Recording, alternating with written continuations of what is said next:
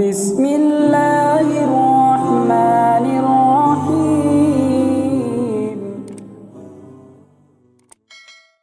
کوئی بھی تحریک ہو، ہمارا کوئی بھی نیک مقصد ہو، خدا کی تائید کے بغیر ہم اس کو حاصل نہیں کرتے۔ ہم کتنی جدوجہد کر رہے ہیں، ہم کتنا ہی زور لگا رہے ہیں، جب تک خدا کی تائید حاصل نہیں ہو ہم کامیاب نہیں۔ میں بھی جب نماز ہو رہی تھی عصر کی،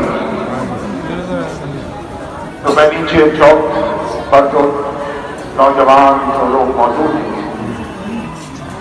نعروں کی آوازیں سن رہا۔ ایک طرف نماز ہو رہی تھی، دوسری طرف نیچے نعرے لگے۔ ہم ایک مقصد کو لے کر آج یہاں جمع ہونا، اور یہی نہیں دہلی کے مختلف علاقوں میں بھی آج بندی اور احتجاج بھی رہا۔ لیکن جب تک ہم بنیادی چیزوں کو نہیں سمجھیں گے اس وقت تک ہم کیسے کامیاب ہوں گے؟ دوسری چیز میں عرض کروں گا کہ کوئی بھی تحریک جب تک مشورہ نہ ہو اور ذمہ داروں کو نہ جوڑا جائے وہ مناسب نہیں ہے۔ اعلان ہو گیا کہ دکانیں بند کی جائیں، بند ہوگی، لیکن اس سے پہلے ضروری تھا محلے کے بڑے ذمہ دار، علاقے کے ذمہ دار، ایم ایل اے، کاؤنسلرز، بزرگ، علماء، ان لوگوں کے ساتھ ہمیشہ سے ایک میٹنگ ہوتی ہے جو ہم دیکھتے آئے۔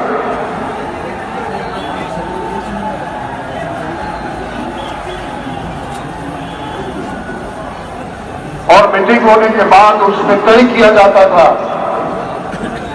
کہ کیسا پروگرام ہے، کیا پروگرام ہے، کب ہوگا، کس وقت ہوگا، کون لیڈ کرے گا، کون دائیں رہے گا، کون بائیں رہے گا، کون بیچ میں رہے گا، کون پیچھے رہے گا، اور سب پر نگاہ رکھیں گے، اور ان لوگوں کے اوپر خاص طور پر نگاہ رکھیں گے جو شر پسند عناصر بیچ میں داخل ہو جاتے ہیں اور ہماری تحریکوں کو ناکام کر دیتے ہیں۔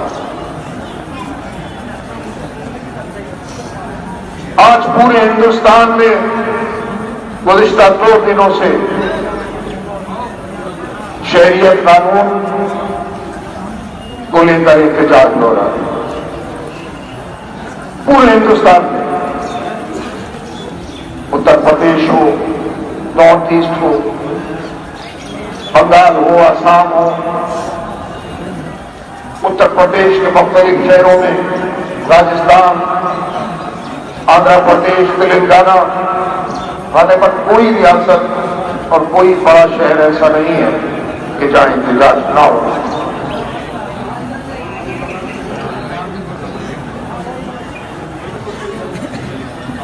میں اس موقع پر کہوں گا کہ خون جگر سے لکھے داستان سے کم کرتا تھا۔ ہمیں تو ایک عرصہ ہو گیا، 70 سال ہو گئے اس ملک میں اپنے حق کو حاصل کرنے کے لیے، انصاف کو حاصل کرنے کے لیے قربانیاں دی، لیکن اس 70-72 سال میں لاتعداد قربانیوں کے بعد بھی ہم کو نہ ہمارا حق ملا نہ انصاف، اور ہر سیاسی جماعت نے مسلمانوں کو ووٹ بینک کے طور پر تو استعمال کیا، وعدے کیے، اور اسی مظلوم مسلمان کے ذریعے اقتدار حاصل کیا، لیکن الیکشن ختم ہونے کے بعد کسی بھی سیاسی جماعت نے مسلمانوں سے، اس ملک کے عوام سے، اس ملک کی اقلیتوں سے، اس ملک کے کمزور طبقوں سے کیے گئے وعدوں کو پورا نہیں کیا، یہ المیہ۔ اور آپ کسی بھی سیاسی جماعت کو یہ نہیں کہہ سکتے کہ اس نے ہمارے ساتھ انصاف کیا۔ آج بھی ہم انصاف کی بھیک مانگنے کے لیے پورے ہندوستان میں سڑکوں پر نکلے ہیں۔ میں ہندوستان کے نوجوانوں کو، دہلی کے نوجوانوں کو، بزرگوں کو مبارکباد دیتا ہوں کہ انہوں نے ہمت کی، اور وہ ڈر، وہ خوف جو ان کے دلوں میں جو ان کے اندر گزشتہ 6 سال سے تھا، اس کو ختم کر کے وہ آج سڑکوں پر آئے۔ لیکن میری رائے اس کے بالکل برعکس ہے۔ آپ نے میری تقاریر اور بیانات میں یہ مستقل سنا ہوگا، متعدد بار سنا ہوگا کہ میں یہ کہتا رہا ہندوستان کے مسلمانوں نے بہت قربانیاں، اور یہ عام انسانی ہے، عام آدمی ہے کہ جو قربانیاں دیتا ہے، جان کی بھی قربانی، مال کی بھی قربانی، مقدمات بھی یہی جھیلتا ہے۔ میں اس کے حق نہیں ہوں کہ پہلے عوام کو سڑکوں پر لے کر آئے۔ میں یہ کہتا ہوں کہ پہلے اکابرین کو قربانیاں دینی ہوگی۔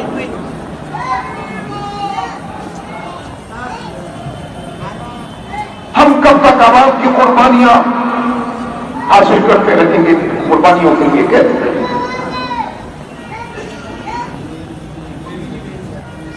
میری رائے تو یہ تھی کہ ہندوستان میں کوئی بھی مسئلہ ہو، چاہے وہ کل کے جو حالات میں جب نفرت کا بہاوا مل رہا تھا،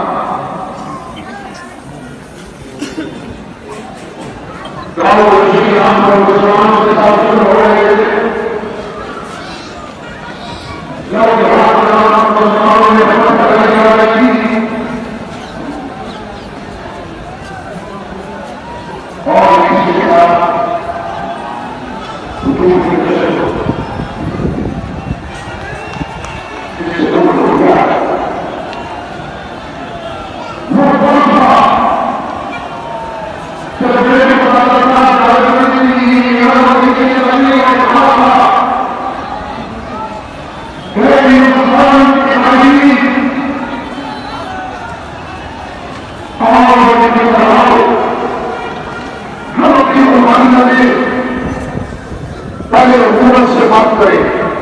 حکومت کل کانگریس کی رہی ہو یا آج بی جے پی کی حکومت ہو، ہمیں سب سے بات کرنا چاہیے، کیونکہ حکومت کسی ایک فرقے یا ذات کی نہیں ہوتی۔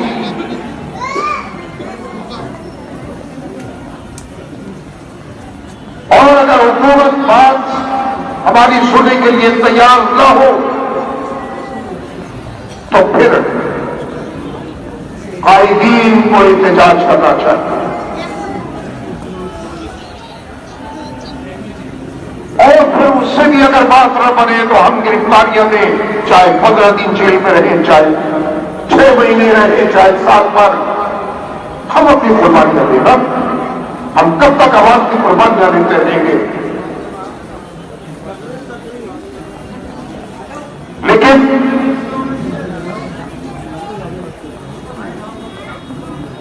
ایسا نہیں ہے۔ آج میں یہ کہتا ہوں کہ ہندوستان کے صرف 30 سے 35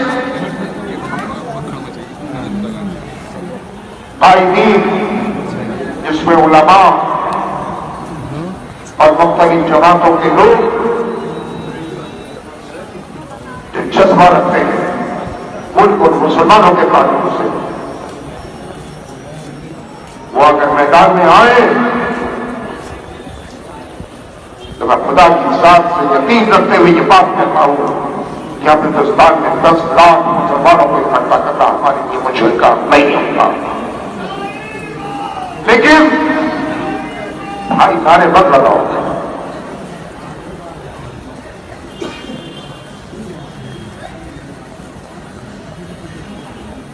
آج دیکھ لیجیے جذبات مسلمانوں کے اتنے تھے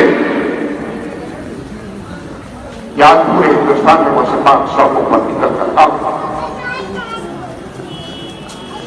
اور انہی جذبات کا اگر صحیح استعمال کیا جائے تو لاکھوں مسلمانوں کو اکٹھا کر کے ہم ہر حکومت کو مجبور کر سکتے ہیں کہ وہ ہم کو انصاف دے.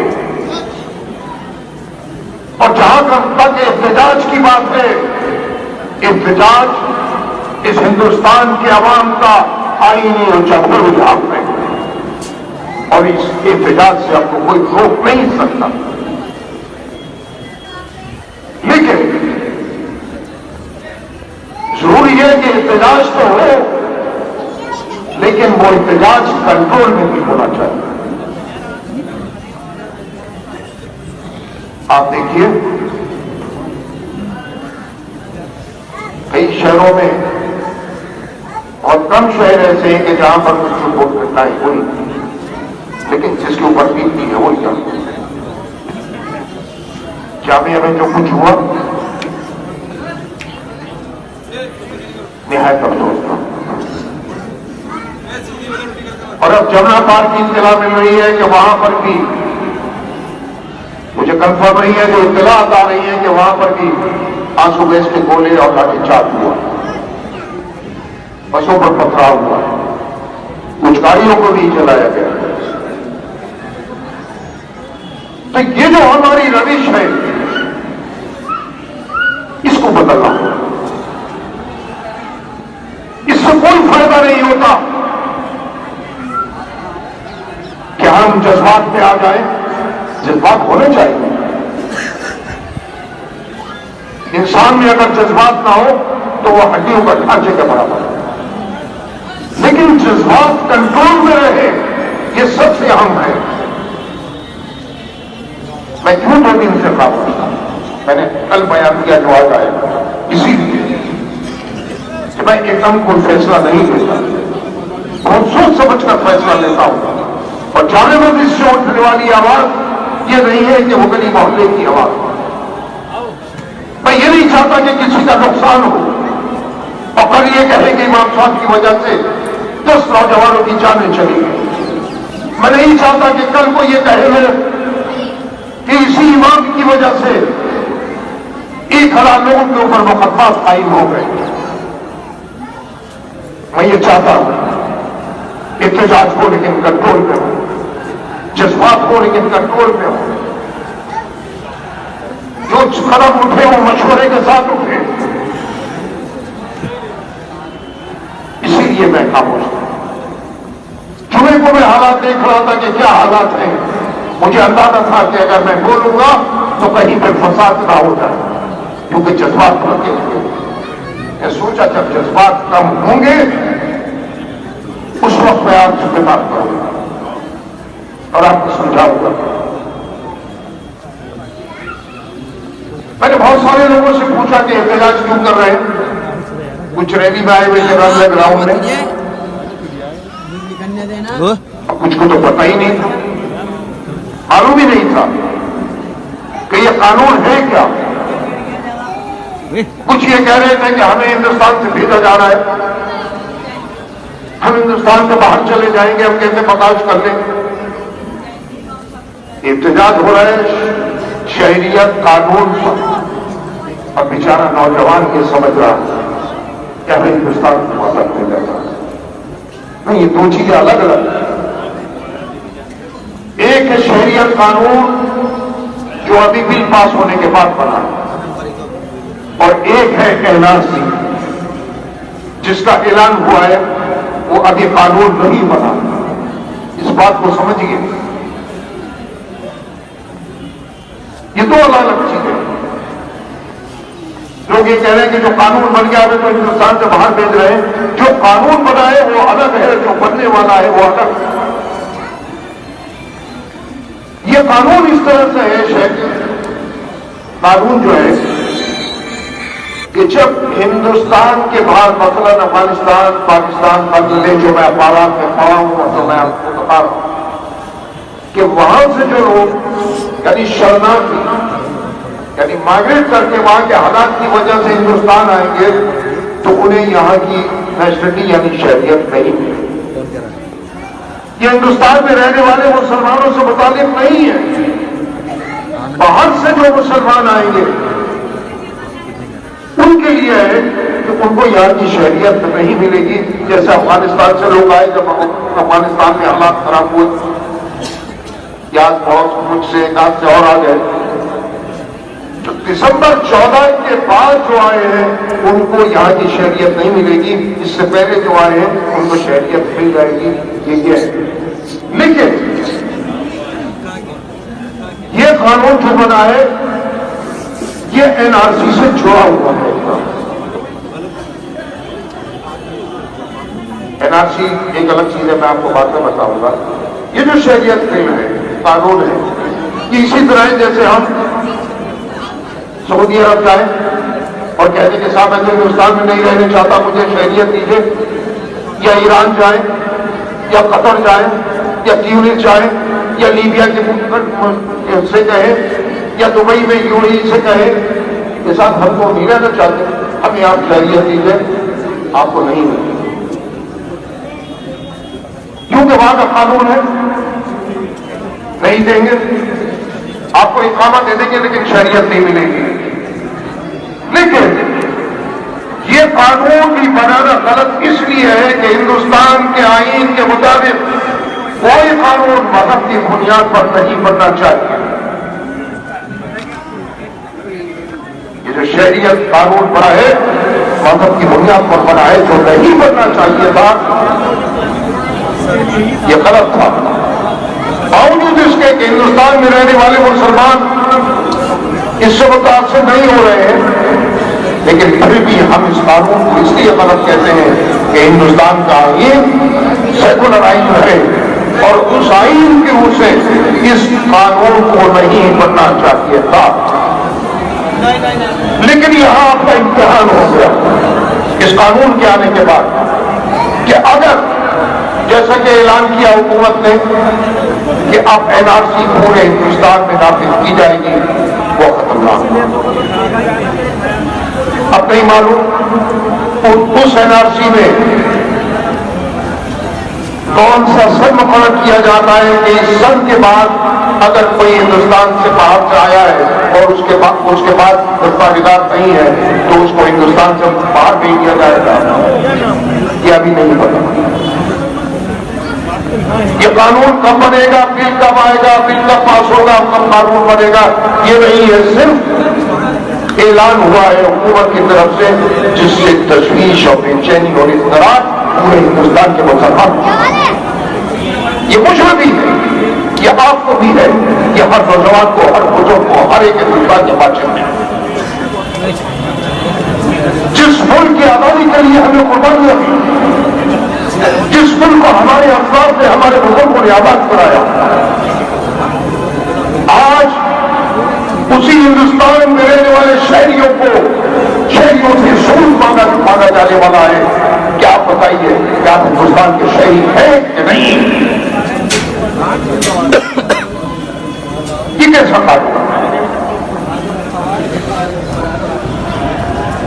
کتنے ہزار لاکھوں لوگ اس سے متاثر ہوں گے اس کا اندازہ آپ کو نہیں. حکومت ہند کو اس بات کو سمجھنا ہوگا اور کون کرنا چاہیے کہ آپ چاہتے کیا, اس ملک کو آپ بہتر لے جانا چاہتے ہیں. ششی تھرور نے کئی کام پابند کیے کہ آپ جنا کی تیوری پر عمل کر رہے ہیں تو قومی نظری کی بنیاد پر اس ملک کو دوبارہ بانٹنے کی سازش کی جا رہی ہے. حقیقت ہوئی ہم ملک کا بंٹوارا نہیں چاہتے.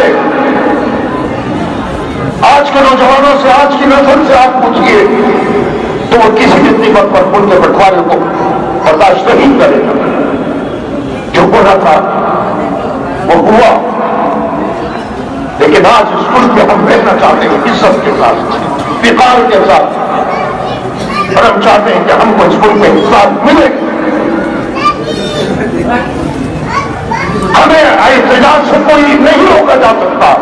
اس ملک کا آئین، اس ملک کا قانون ہم کو اجازت دیتا ہے. ہمارا جمہوری حق ہے.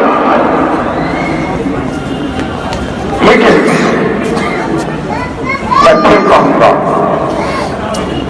احتجاج میں شامل ہو، احتجاج کیجیے، لیکن یہ جو آپ کی نرمی ہے، یہ جو آپ کے جذبات ہیں، یہ جو آپ کے احساسات ہیں، یہ پانی کی بلبلے کی طرح ختم نہیں ہونے چاہیے. ابھی اس سے بڑا مرحلہ موجود ہے. یہ قانون تو وہ ہے کہ جو باہر سے آنے والے مسلمانوں کے لیے بنایا گیا ہے، لیکن اس سے بڑا قانون NRC جو آنے والا ہے، اس کے لیے ہمیں اپنے آپ کو تیار رکھنا ہوگا. لیکن اس بات کا خیال کرتے ہوئے کہ ہمیں جذبات میں نہیں آنا، ہمیں اپنے جذبات کو قابو میں رکھنا، ہمیں کہیں آمدنی نہیں کرنی. ان سازش کرنے والوں سے ہوشیار رہنا ہے جو سازش کر کے ہماری تحریکوں کو ناکام کرتے رہے. کچھ حاصل نہیں ہو پائے. جہاں جہاں ہمارے احتجاج ہوئے اور پھر اس میں بدتسمی پیدا ہوئی، آگزنی، پتھرار ہوا، گولیاں چلی، اور پھر ہم اپنے بچوں کے غم میں ڈوبے رہتے ہیں، یا پھر کچہریوں کے چکر لگاتے ہیں. اس لیے میں آپ سے کہوں گا کہ جن لوگوں نے اس احتجاج کا اعلان کیا ہے، بند کا اعلان کیا ہے، میں ان کے جذبات کی قدر کرتا ہوں.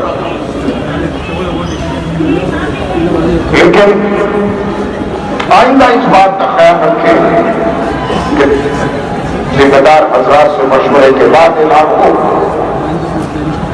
اور یہ ذمہ داری ان لوگوں کو لینی ہوگی، ہمیں بھی ذمہ داری لینی ہوگی جب ہم شامل ہوں گے کہ کہیں کسی کی نصیب بھی نہ ہو.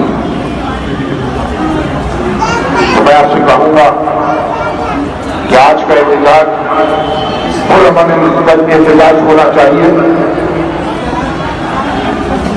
حکومت پر آپ دباؤ ڈالنا چاہتے ہیں، وہ دباؤ پوری طرح سے ہونا چاہیے، لیکن نہ ہمیں پولیس سے ٹکرانا ہے، نہ آگزنی کرنی ہے، اور نہ ہی کوئی ایسا قدم اٹھانا ہے جو ہمارے لیے نقصان دہ ہو. اور جو لوگ اس طرح کی حرکت کرنا چاہیں، شرارتی ہوتے ہیں، سازش کے تحت بھی آ جاتے ہیں. ماضی میں ایسا آئے، نوجوانوں کو نہیں معلوم، جو ہماری عمر کو لوگ ہیں انہیں پتا ہے کہ ہم یہاں سے اعلان ہوتا تھا کہ اپنے آپ کے برابر میں جو شخص چل رہا ہے اس پر آپ نگاہ رکھیے، آپ کے بائیں جو چل رہا ہے اس پر نگاہ رکھیے.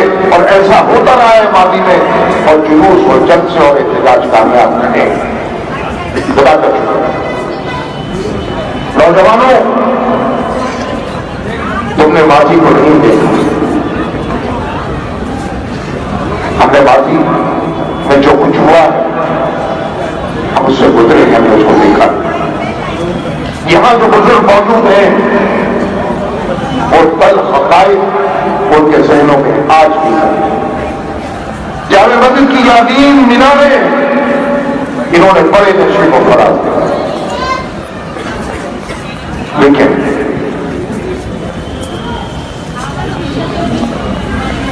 ان نشے و فراز کو دیکھنے کے بعد، سے گزرنے کے بعد، ان حالات سے گزرنے کے بعد ہم نے بہت ٹھوک رکھا.